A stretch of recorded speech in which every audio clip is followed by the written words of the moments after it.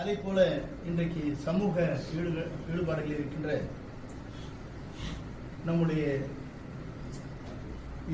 ஈரோட்டை சார்ந்திருக்கிற பல்வேறு சமூக அமைப்புகள் பாராட்டி கடிதங்கள் எனக்கு எழுப்பப்பட்டிருக்கிறது. கடுமையான உழைப்பின் காரணமாக இந்த தொகுதியை வளமான தொகுதியாக நீங்கள் மாற்றியிருக்கிறீர்கள் என்று நான் அவரிடத்திலே பாராட்ட வைக்கப்பட்டிருக்கிறேன்.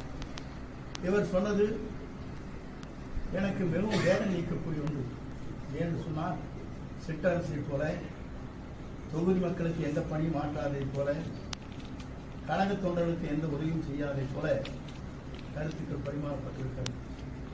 எத்தனை பேர் ஒன்றியத்தில் சேர்மனாக, நகர்மன்ற தலைவராக, அதே நேரத்தில் வழக்கறிஞர் உடைய சட்ட நிபுணர்களாக நியமிக்கப்பட்ட வரலாறு இந்த தொகுதியில் இருக்கிறது. ஊராட்சி மன்ற தலைவர்களாக இன்றைக்கு அவர்கள் எங்கு வேண்டுமானால் செல்லலாம்.